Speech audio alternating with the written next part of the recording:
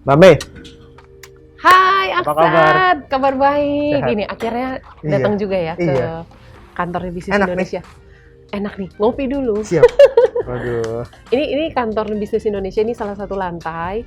Ini lantai redaksi. Oke. Jadi di sini biasanya teman-teman redaksi kerja. Ini baru pertama kali kan kamu Pertama kesini? kali. Tapi sering lewat sini, Mas Mansur. Oh ya? Sering lewat. Ya inilah. Sudirman sini ada sup kambing. Oh, sop kambing paling Haji enak. Karim. Oh, sop kambing paling enak se-Asia Pasifik kan? Kok tahu sih? Iya kan pasti. Iya benar. Ya jadi kita punya studio sebenarnya, kita Siap. ngobrol di studio Boleh? aja ya. Oke. Langsung Boleh. aja yuk. Yuk. Yuk. Oke. Silakan, Mbak. Kopinya bawa aja kali Oh ya. ya, siap.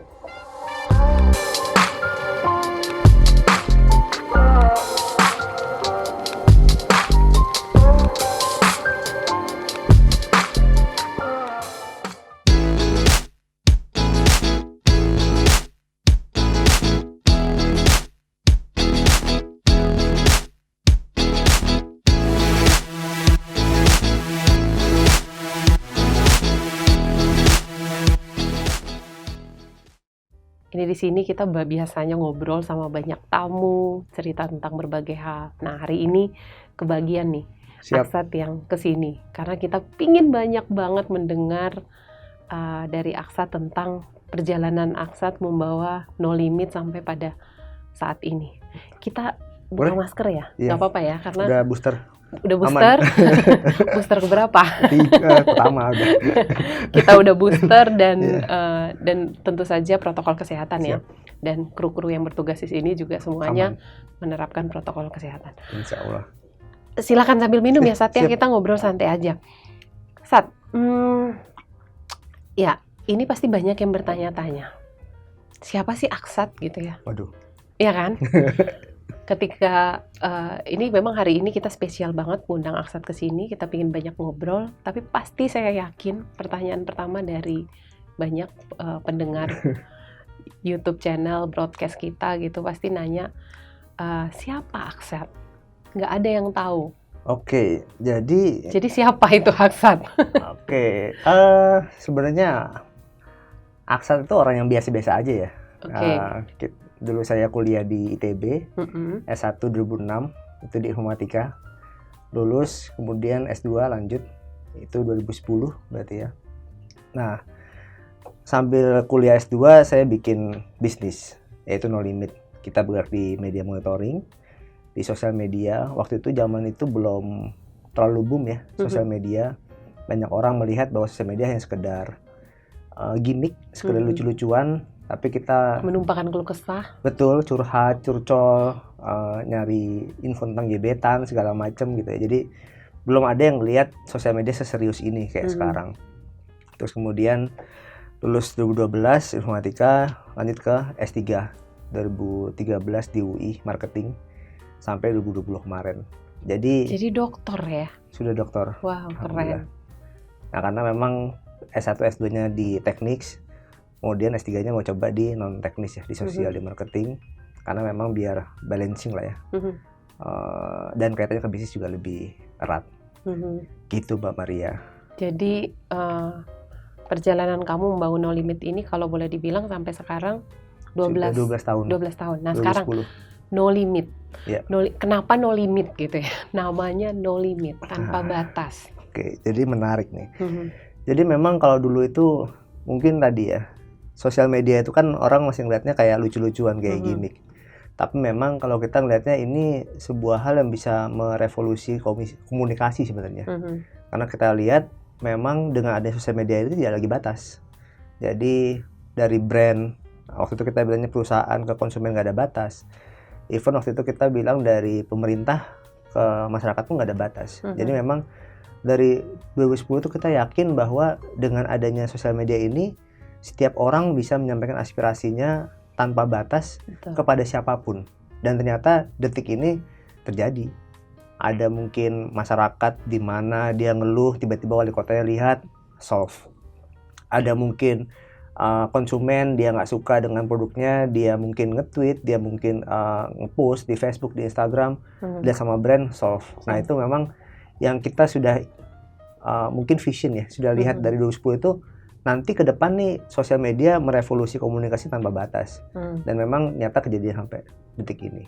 Waktu pertama kali ide itu terpikir, saya mau membuat No Limit yang memang bergeraknya di media monitoring ya, atau sosial media monitoring. Kepikiran saat itu tuh seperti apa sih gitu? Oke. Apa memang ada pengalaman pribadi gitu ya? Karena ya semua orang bermain tapi nggak ada monitoring ya kan? Betul. Pingin mau menjawab tantangan itu atau seperti apa? Jadi sebenarnya kalau mulainya sebenarnya nggak 2010, dari 2009 lah. Itu karena waktu itu kan masih ya kas anak ITB lah ya, di kosan, terus kan ya informatika geek lah ya. Jadi dulu mungkin kalau saya ngobrol gini nggak bisa nih Mbak, mungkin ya khasnya informatika dulu lah ya. Sukanya lebih suka ngomong sama server dibanding sama orang gitu ya. Jadi memang benar-benar geek banget gitu ya. Coding sampai jam 3 pagi, jam 4 pagi gitu ya bikin. Dan memang dulu itu karena suka mungkin ketemu orang ya. Jadi karena waktu di kampus banyak ketemu orang, kemudian suka kepo lah ya. Ini orang siapa segala macam. Ya kayak kita sekarang lihat Facebooknya gimana, lihat Twitter gimana. Oh, ternyata orangnya kayak gini segala macam. Nah, karena saya agak geek, jadi saya coba nih bikin gimana caranya kalau Facebook waktu itu digabung. Dulu cuma 2 tuh, digabung.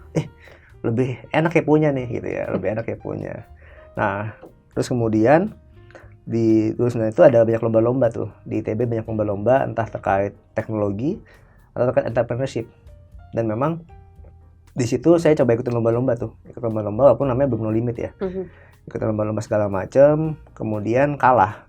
Tapi setiap kali kalah itu, memang kita kalau kalah itu kan ada pertanyaan dari juri yang nggak bisa dijawab. Misalnya, apa sih manfaatnya, apa sih ini segala macam. Dan kita selalu berpikir, next-nya kalau saya ikut lagi, saya harus jawab pertanyaannya juri. Kalau dia nanya kayak gini. Jadi kita selalu nyari jawaban. Sampai akhirnya, tadi 2010 akhirnya kita mulai dapat formulanya. Oh, ternyata ini loh yang pas. Si monitoring ini nggak cuma sekedar kepo, tapi juga ada manfaatnya buat analytics segala macam. Sampai akhirnya muncul No Limit tadi. Gitu. Keren. Nah, saya baca-baca juga nih. Kan No Limit selama 12 tahun boleh dibilang agak apa ya? Merunduk lah ya, dalam arti memang benar-benar low profile banget gitu.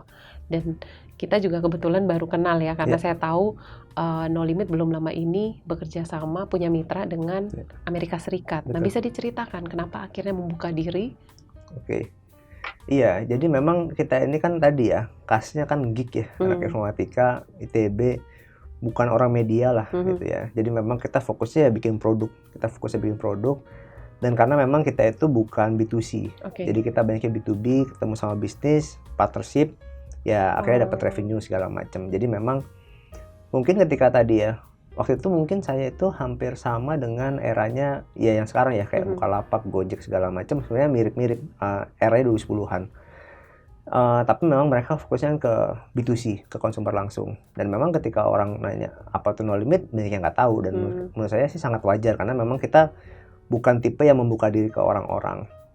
Nah, memang kita sangat fokusnya itu lebih ke membawa value ke konsumen kita gitu ya, bawa value konsumen kita fokus ke B2B. Dan memang kita dulu melihat belum necessary lah ya, belum necessary untuk membuka ke publik, karena memang kita bukan main ke B2C gitu ya.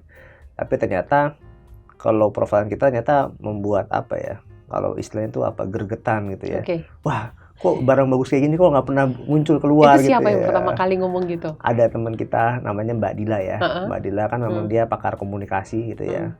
Kebetulan saya juga baru setahun lah ya ikut di Perhumas. Gitu. Jadi memang karena itu mungkin teman-teman Perhumas juga ngelihat, wah ini sayang banget kalau misalnya nggak di expose, padahal ini kan baru sadar gitu. Betul, ini barang bagus banget gitu ya.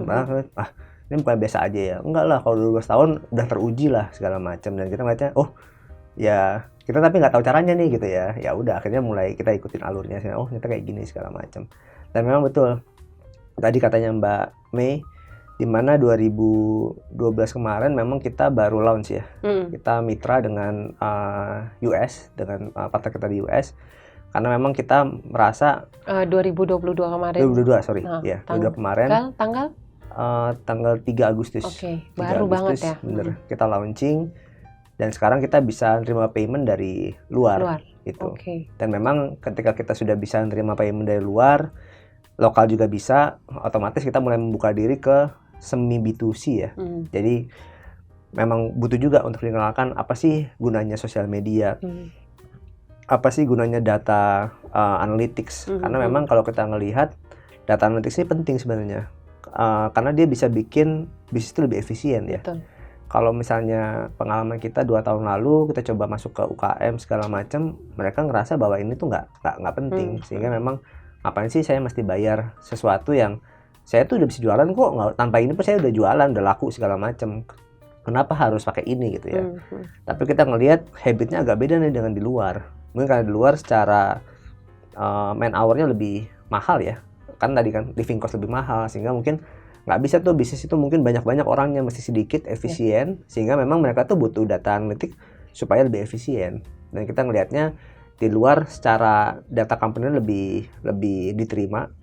Kenapa kita buka keluar? Karena itu harapannya dengan kita coba buka di luar, kita bisa belajar nih patternnya. Oh ternyata begini loh cara mereka utilize data segala macam, begini loh cara mereka bisa lebih kompetitif. Dan kalau itu kita bisa bawa ke UKM di Indonesia kan tentu bisa tingkatin productivity. Betul. Nah itu yang kita harapin sebenarnya. Jadi sekarang perusahaan yang menjadi kliennya No Limit sudah berapa banyak?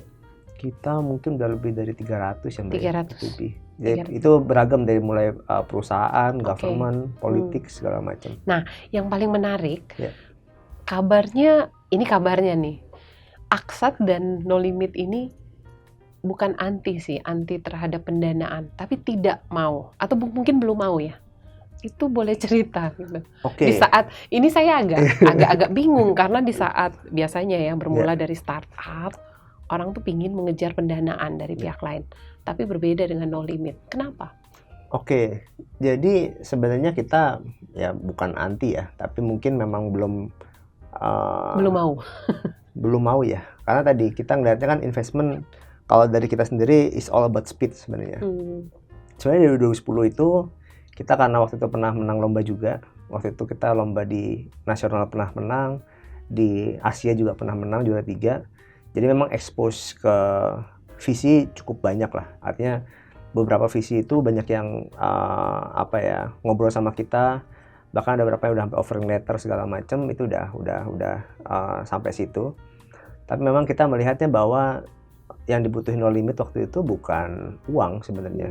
Karena kita lebih butuhnya adalah market access ya. Jadi memang kalau dulu itu kan kita itu masih di early stage banget, kita nggak tahu bahkan produk ini punya manfaat atau enggak, sehingga yang kita butuhin memang benar-benar interaksi ke market. Kita perlu ngobrol sama market, kita perlu dites, bahkan kita mungkin perlu dimarah-marahin sama klien supaya kita paham apa sih yang benar-benar kita shape dengan kebutuhannya si market itu. Dan memang kalau misalnya itu dibentrokan dengan uang dan harus grow segala macam, wah agak susah ya. Karena tadi kita bukan butuh acquisition market, tapi lebih butuhnya adalah market pakai, dapat value-nya, mereka retention. Nah itu yang agak beda tuh paradigmnya dengan investor waktu itu gitu ya. Dan memang waktu itu kan kalau kita bilang sosial media itu memang masih belum sebelum sekarang ya. Jadi memang kita ke klien pun mereka masih bilangnya ini mainan anak kecil, ini mah buat anak saya, bukan buat saya gitu ya. Jadi memang mereka masih belum believe lah dengan sosial media. Sehingga mungkin ya gampangnya valuasinya pun nggak setinggi itu juga gitu ya. Jadi memang kita ngelihat, wah ini kalaupun dapat uang cuma segini, kita mau buat apa ya? Mendingan kita fokus nyari klien. Even dulu kita dapat klien, kita dikasih uang sedikit pun kita nggak apa-apa, karena kita lebih butuhnya feedback kan dulunya.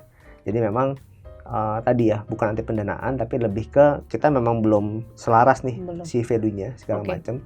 Kalaupun kita dikasih uang, mungkin kita nggak tahu juga harus dibuat apa gitu ya. Jadi bingung ya. Betul, karena yang gitu marketnya. Tapi kan duit bisa buat ekspansi gitu kan.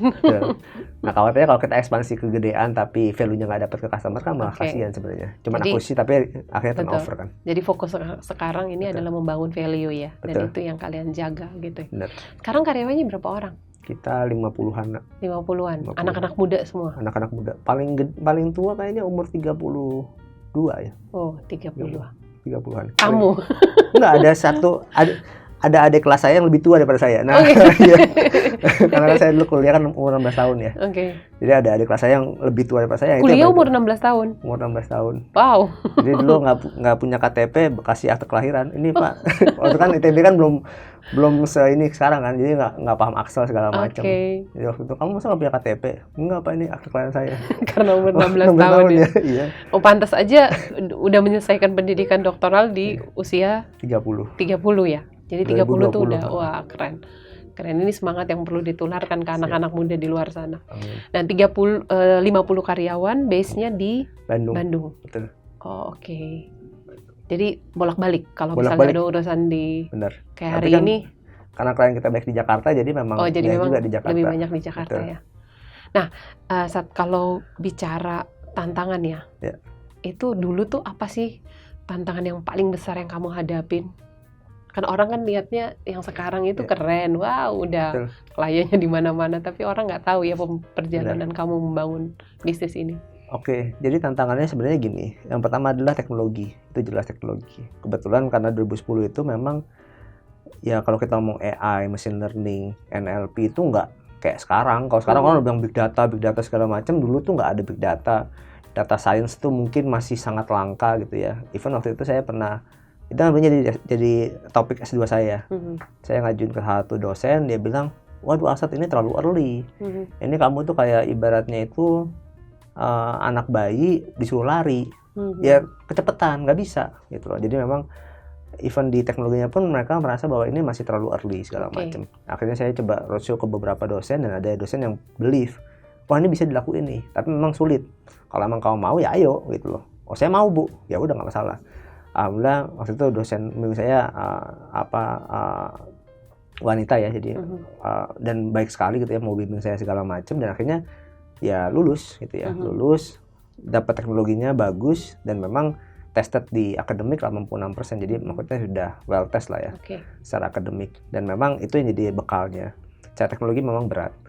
Yang kedua secara marketnya pun berat sebenarnya, karena kan tadi ya sosial media itu nggak semua orang believe sebenarnya.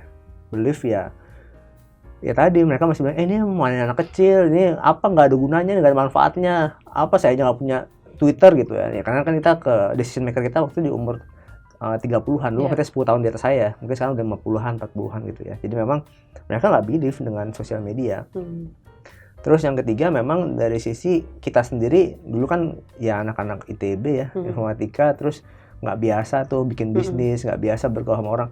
Dulu tuh ibaratnya startup itu nggak se-boom sekarang gitu ya. Betul. Dulu tuh masih awal-awal banget, early stage sekali. Jadi memang tadi lah triple tantangan itu sebenarnya banyak lah ya. Jadi memang ya tentu juga dulu kan mungkin kalau gampangnya paradigmnya orang tua kan juga mungkin nggak seperti sekarang. Jadi memang kalau pulang ke Jakarta tuh udahlah kamu nggak mau nge-apply ke PNS.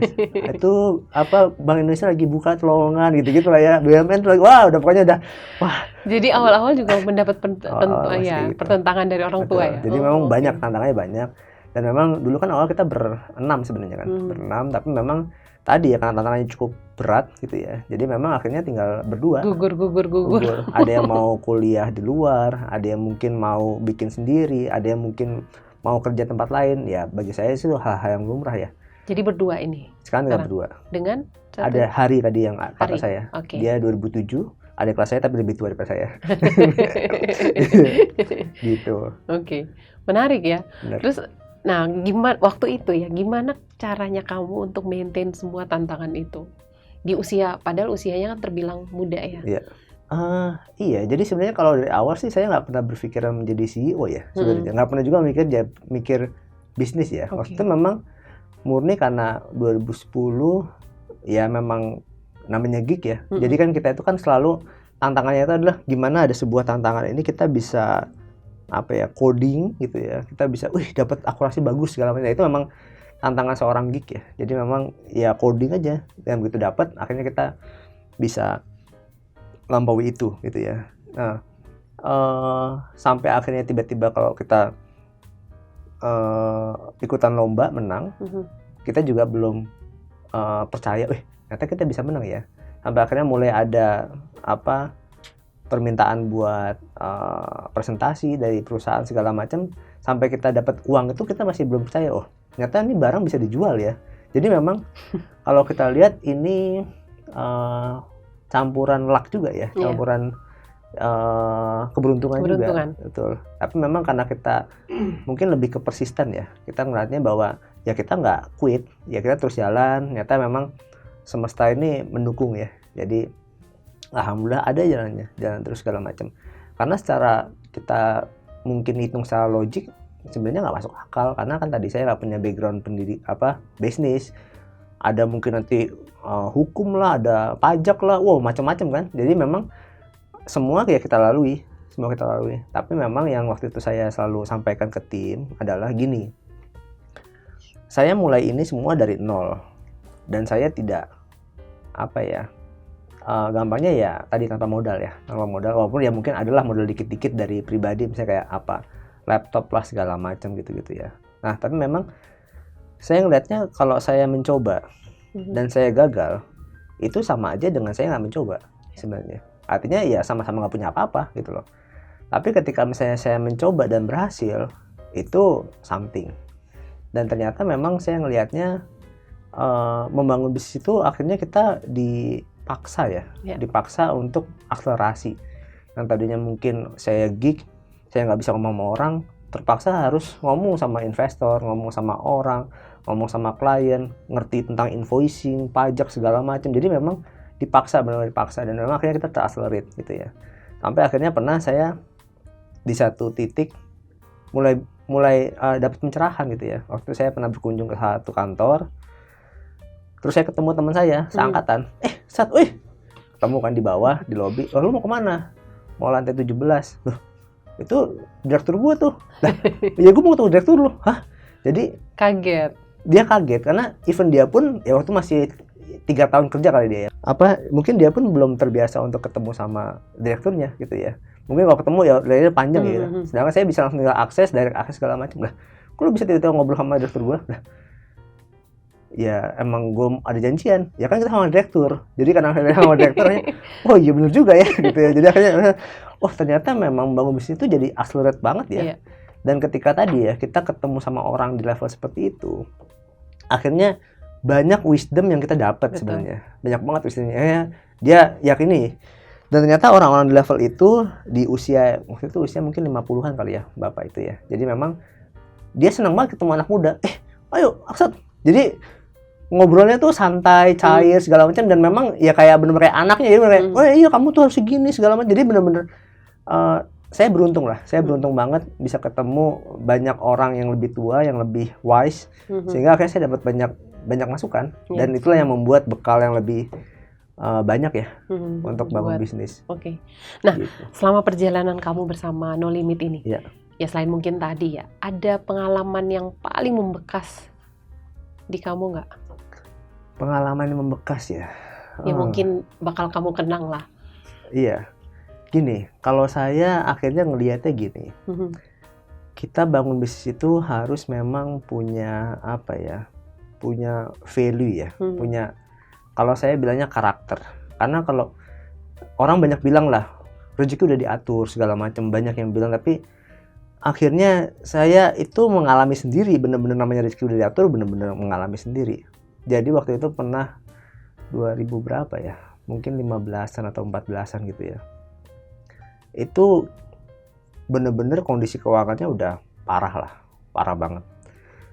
Dan waktu itu ada sebuah deal yang waktu itu dia mau, ya gampangnya ada nggak jujurnya lah gitu ya. Dan saya bilang, waduh mas, maaf mas, kalau ini memang di kita nggak bisa, karena kita nggak terbiasa seperti ini. Wah, kalau emang kayak gini ya nggak bisa juga, kita nggak kita golkan juga. Wah, itu sangat dilematis karena waktu itu ya kondisinya kita lagi butuh, tapi ini kan dibenturkan dengan value ya. Saya bilang, iya mas, nggak bisa, kalau misalnya kayak gini saya nggak bisa. Ya udah, saya tolak, saya pulang. Waktu itu masih ada. Menyesal nggak? Bukan menyesal lagi ya, waktu itu lebih kalut ya. Akhirnya saya nggak pulang juga, saya di 7-Eleven, dulu masih ada 7-Eleven ya. Itu kan enak ya, di situ bisa nongkrong sambil cuman minum teh botol gitu ya, sambil citato, ya udah enak cuma gitu doang sambil merenung. Aduh, gimana ya anak-anak gajian ya bulan depan ya. Wah. Terus tiba-tiba ada telepon. Sat, ya Mas. Apa kabar lu, Sat? Baik. Lu masih kan di di sosial media itu? Masih, Mas. Gue lagi ada project nih. Dan nilainya itu 2 kali lipat dari yang itu. Oke. Oh, yaudah, gue lagi butuh nih. Minggu depan kita ketemu ya, siap. Dan deal. Dan disitulah yang namanya, ternyata memang kalau misalnya kita punya value, punya karakter, ya tadi ya rezeki itu udah ngatur, bener-bener ya, dan berani kehilangan yang itu ya, walaupun saat itu memang kamu butuh banget. Kadang-kadang kan memang kita seperti itu ya. Itu ya tadi ujian ya. Betul. Ujian karakter ya. Betul. Ya, setelah itu saya ngeliat, ya saya pasrah gini, artinya gini. Kalau saya ngeliatnya, toh saya bikin No Limit ini kan bukan sesuatu yang yang merugikan. Misalnya bukan bisnis narkoba, ganja segala macam, enggak. Artinya kan saya buat bisnis yang memang punya manfaat gitu ya. Harapannya punya manfaat. Nah, kalaupun misalnya memang itu harus disudahi, namanya bangkrut gitu ya. Mungkin itu untuk kebaikan yang lebih baik lagi gitu ya. Tapi kalau misalnya emang masih ada kebaikan yang ada di sini, saya sangat yakin akan diselamatkan. Saya sangat yakin. Sehingga itu ya tadi, jangan pernah menggadaikan karakter kita untuk materi. Betul. Dan setelah itu saya udah tenang aja. Artinya cobaan seberat apapun kita pasti bisa laluin. Gitu loh. Karena itu kita nggak pernah lagi takut-takut kayak misalnya kita ke US, kita kemana, kita nggak pernah lagi takut untuk mimpi akhirnya. Karena mungkin kalau pada saat itu Arsya terima, mungkin pada saat itu No Limit terselamatkan. Ya. Tetapi tidak berumur panjang kan. Betul. Keren. Itu usia berapa tuh berarti? Itu tadi 14-15 berarti sekitar 24-25 ya. Udah dihadapkan pada dilematis, sebuah kondisi dilema yang itu kalut sih benar. Kalut ya. Nah, kalau boleh tahu emang kamu punya ada semacam value yang selalu kamu pegang teguh gitu, yang kamu pelajari dari, atau siapa tokoh idolamu sebenarnya? Wah, tokoh idola ya. Siapa ya tokoh idola ya? Karena saya itu memang tadi ya, saya nggak terlahir dari semua orang. Iya, saya nggak terlahir sebagai businessman ya. Karena kan dulu kan saya memang geek, dan memang tadi saya banyak ketemu orang, wisdom kayak ketemu Mbak Maria, saya belajar, ternyata gini loh. Saya ketemu siapa lagi, saya belajar. Dan saya selalu bilang ke orang-orang, ya karena kita punya moto ya, never ending learning and improvement. Dan memang saya selalu pikir, even ke tukang becak pun pasti ada hal yang bisa kita pelajarin kok. Gitu loh. Kayak misalnya tukang becak itu mau dia ngayuh berapa kilo pun nggak pernah ngeluh, tetap aja dia kayu segala macam. Dan itu ternyata memang ada orang yang memang lebih berat daripada kita kerjanya dan nggak pernah ngeluh. Ya itu kita belajar. Artinya ya dengan itu akhirnya kita dapat banyak wisdom ya. Dapat banyak wisdom. Nah, kalau ini kan banyak juga yang dengar, pendengar kita di luar sana ini yang anak-anak muda yang mungkin juga sedang merintis bisnisnya. Kalau tanya ya ke Aksat, apa yang ingin kamu sampaikan ke mereka gitu? Gini, ini saya karena juga banyak diminta buat kayak ke mahasiswa segala macam. Jadi kalau saya selalu menyampaikan hal ini, kita ketika melakukan sesuatu itu hanya ada 2 output, pasti di mana-mana. Apapun itu yang kita lakukan cuma 2 output, berhasil atau gagal, pasti. Nah, tapi ada dimensi kedua nih yang kita jarang pahami, yaitu adalah kita tahu nggak kenapanya, the reason why-nya. Kalau kita itu berhasil dan kita tahu kenapanya, maka kita bisa ngulangi kesuksesan itu. Saya sukses karena ini, ya dia akan repeat itu gitu ya, dan dia udah polanya dia akan repeat itu. Kalau dia itu sukses tapi dia nggak tahu kenapanya, mungkin dia simple luck aja. Dia beruntung, nggak tahu tiba-tiba menang. Atau misalnya dia tiba-tiba mungkin beli saham, tiba-tiba naik. Saya nggak tahu, tiba-tiba saya beli aja harganya 100, saya beli naik ke 400. Ya simple luck. Durian runtuh. Tapi kalau mungkin dia tahu kenapanya, ya dia mungkin ya fundamentalnya kayak gini kok, atau technicalnya kayak gini kok, dia patternnya kayak gini, ya itu mungkin dia tahu. Nah, itu kalau berhasil. Kalau gagal itu juga ada tadi. Kalau dia gagal dan dia nggak tahu kenapanya, ini yang paling problem sebenarnya. Dia double, udah gagal nggak tahu kenapanya. Dan ini yang selalu saya wanti-wanti di No Limit, jangan pernah kalian ada di golongan seperti ini. Nah, tapi kalau dia gagal dan dia tahu kenapanya, dia akan mengulangi sesuatu. Dia akan tahu kenapanya dan dia akan sukses sampai. Nah, di No Limit itu nggak pernah orang tuh keluar karena dia tuh gagal. Tapi kalau dia gagal dan nggak tahu kenapanya, mungkin dia akan do warning. Tapi nggak pernah dia tuh gagal, terus dia tahu kenapanya dan dia out, nggak pernah. Karena bagi kita gini, setiap orang itu pasti punya cerita gagal, pasti. Dan menjadi sebuah masalah di kita, kalau misalnya ada orang gagal, udah tahu kenapanya, terus dia out. Karena dia akan gagal di tempat kita dan akan sukses di tempat lain. Jadi kalau misalnya udah gagal di tempat kita, suksesnya di tempat kita lagi. Nah itu yang benar. Karena kalau misalnya dia gagal di tempat kita sukses di tempat lain, kan yang untung yang orang lain. Gagal di sini kok sukses di situ. Nah itu kan.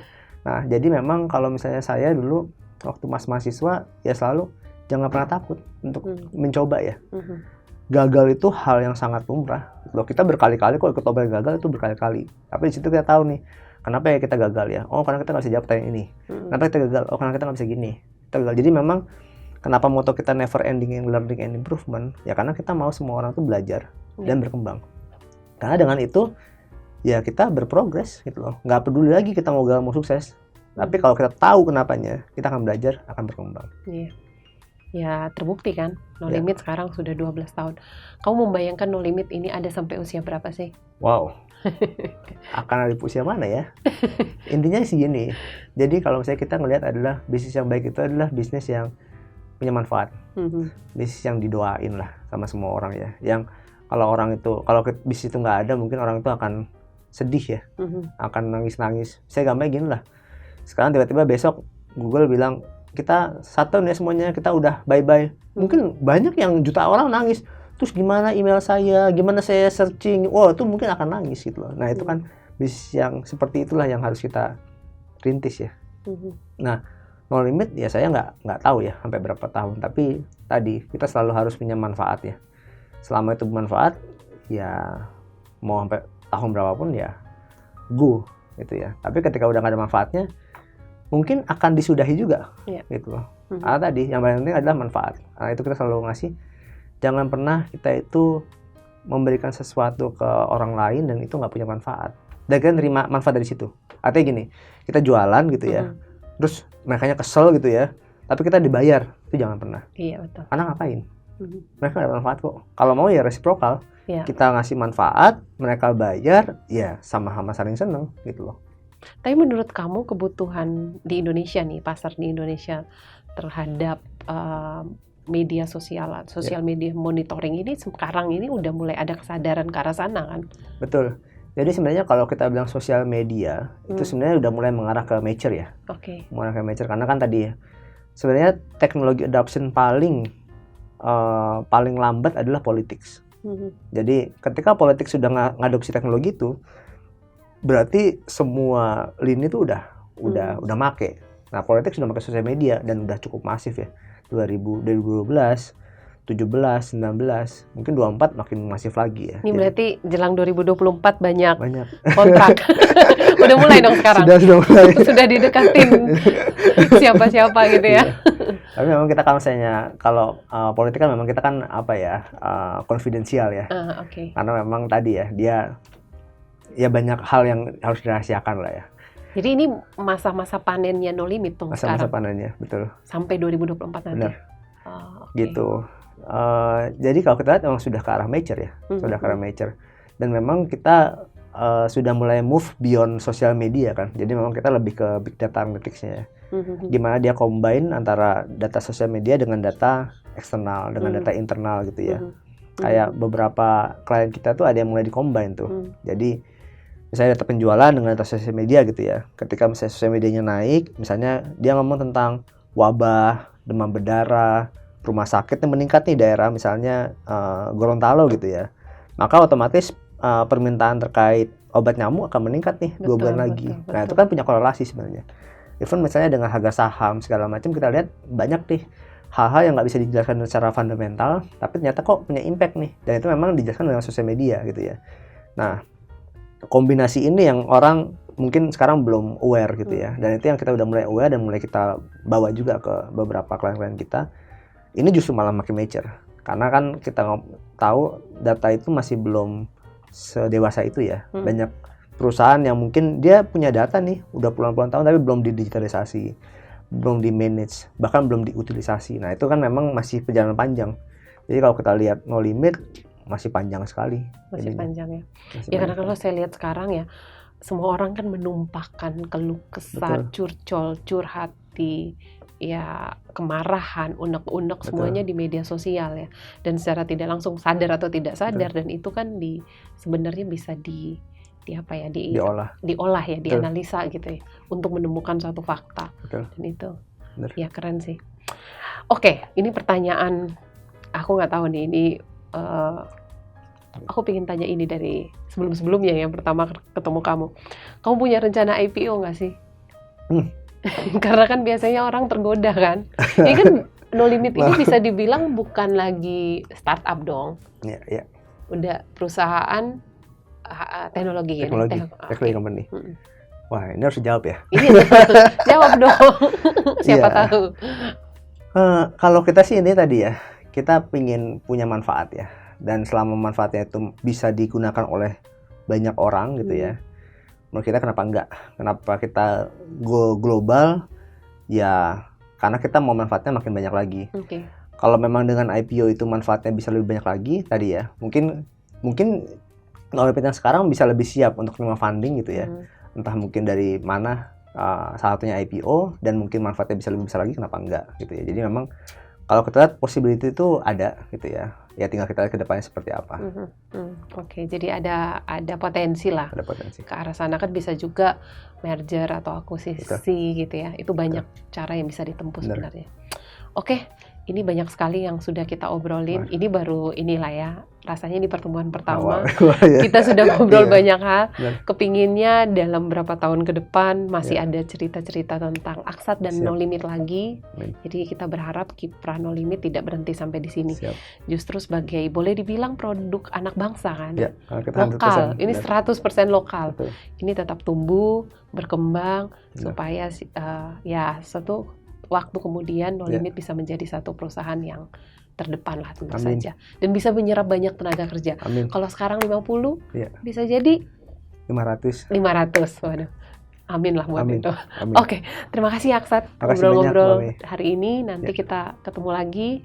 Di lain kesempatan kita bisa ngobrol banyak hal lagi. Dan banyak hal yang bisa kita bagikan ke teman-teman di luar sana. Satu pesan mungkin buat orang-orang di luar sana, apa? Dalam satu kalimat lah.